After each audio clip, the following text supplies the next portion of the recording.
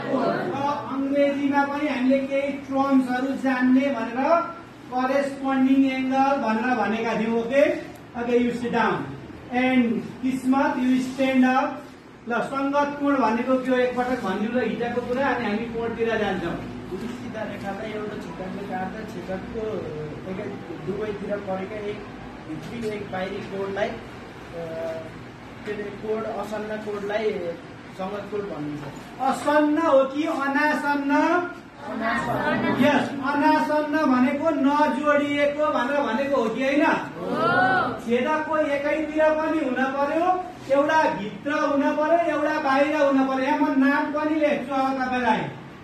यहाँ यो नाम अहिले बुझ्नको लागि छोटकरीमा मैले 1 2 3 4 5 6 and 7 8 ले है त कोणको नाम।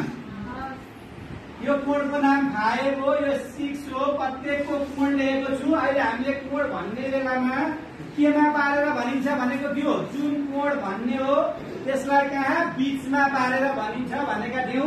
जस्तै यहाँ हामीले पी दिएका थियौ भने एक्स पीए अथवा पीए पीएक्स भन्छौं भनेका थियौ। अब छोटकरीमा कोणको 1 नम्बर 1 को संगत कोण कुन हो भनिदिनुस् त ल। नम्बर 1 को 7 हो त एउटा बाहिरी, अर्को के हुन पर्यो? भित्री। 7 हो कि 5 वाला? 5 यस झुकियो हो यो। ल अब तपाईलाई अर्को सोध्छु।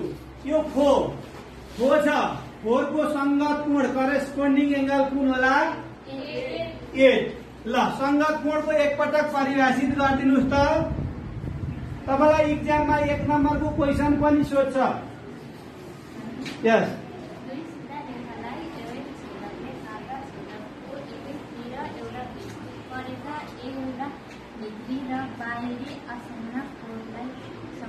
आसन्न कि अनासन्न?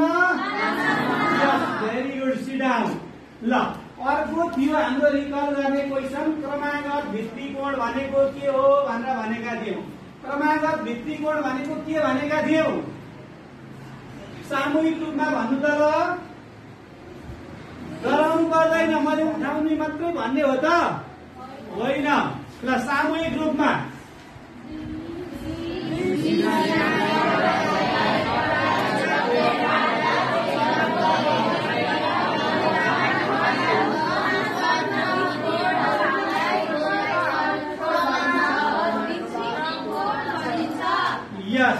दुईवटा समानान्तर रेखालाई एउटा अब हेर्नुस् है, समानान्तर नभए पनि संगत कोण त हुन्छ।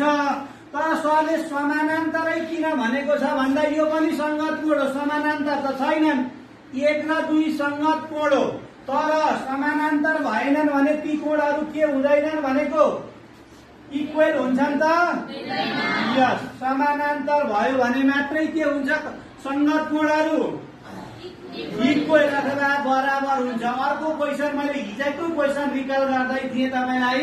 अब क्रमागत भित्री कोणहरू भनेको के हो भनेर तपाईले सामूहिक रूपमा भनिसक्नु भएको छ। 2 समानान्तर रेखालाई एउटा छेदक ट्रान्सभर्सलले काट्दा छेदकको एकैतिर परेका एउटा भित्री अर्को के हो त होइन? दुईटै भित्री कोणहरूलाई कर्मागत भित्री कोणहरू भनिन्छ भनेको थिए। 4 को कर्मागत भित्री कोण 6 हो भने 3 को कर्मागत भित्री कोण कति हो? 5। र कर्मागत भित्री कोणहरूको योगफल कति डिग्री हुन्छ भनेका थियौँ हामीले हिजोको क्लासमा? 180 हुन्छ भनेका थियौँ।